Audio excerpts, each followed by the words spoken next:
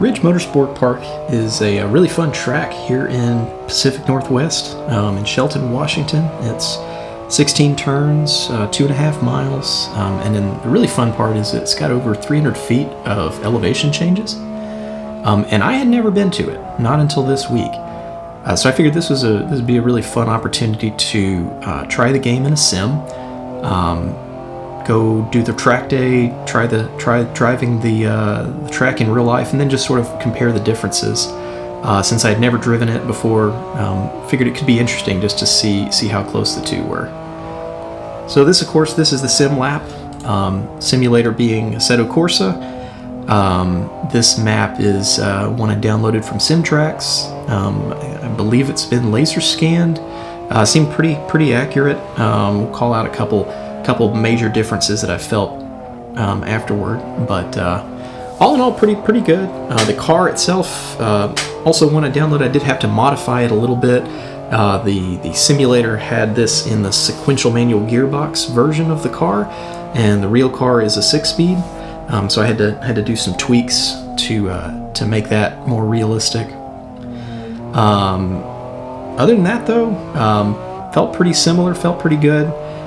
Couple little differences there that I noticed were, the tires feel like maybe in the simulator that it might be simulating slicks, whereas the real car has Kumo V730s. But brakes feel similar. The overall grip, maybe just a little more in the sim, and then the sim definitely has more power. I did notice that I was having to attenuate a lot more here as opposed to the real car, and I don't know if that's something the sim got wrong, or if my car's got 160,000 miles on it and it needs a rebuild. But you'll see here I'm banging off the rev limiter in fourth at the end of the front straight, and that is just not happening in the real car. So here's a real lap. Pretty fat. One of the faster ones for me. Of course, not at all a fast lap for this course, given this is my first time ever driving it. But this is a track day with Turn 2 Racing. Also my first time running with them, and they were a whole lot of fun. Very, very professional, very safe, very courteous. Everybody I met was just fantastic. The big differences, of course, here, if I'm allowed to start making excuses now, are the sense of self-preservation is real. So I'm definitely braking earlier, braking heavier than I would in the simulator. And then, of course, the G-forces acting on me are real here as opposed to non-existent in the sim. So just in that part of the lap where you saw the car ducks down, that is a real dip in the track, something that didn't really come through in the simulator, but totally upsets the car. And coming over this hill is fun too. It's a blind corner that you've got to really set up right if you want to get this braking zone here into turn 11 correct. Turn 11 was a lot slower than I thought it would be, and then turn 12 was also felt a little different. It felt a little grippier probably than it did in the track. And then the real difference here was turn 13. I did not realize from the sim that it just dips down like this. What that translates to in the car is you have to be finished with your braking about 20 or 30 feet ahead of the turn-in point. And that's pretty antithetical to traditional racing thinking. Is you want to brake as late as possible. Brake late, brake hard, and so that you carry as much speed as you can. But the problem is that the course ducks out from under you, so it's not really possible to do that.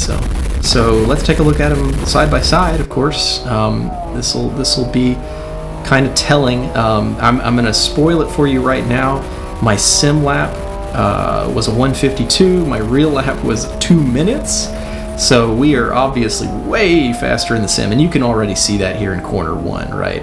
Of course, in the sim, I'm recording my VR headset, so you can actually see my sight lines, whereas this is a dash cam, so you have to do that yourself. But you can see right away I'm oversteering coming out of turn 5 there. That is not happening in real life. I've got my foot hard down, but it's just not happening. That's the difference in power. that I saw. This corner, the carousel corner 6, is actually felt super realistic. I mean, exactly the hill crests and the apexes, that felt really, really accurate. As I mentioned, that dip down into turn 8 felt totally different. So that was much more jarring in real life.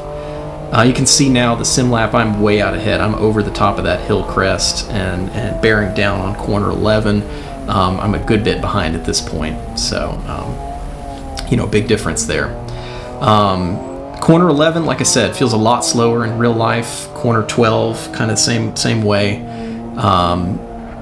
But when you get into 13, that's where you can kind of see the difference here. If you look at the sim now, it kind of looks fairly level as you turn in, but in real life you see that as a drop off, and that totally changes the dynamics of how the front end responds.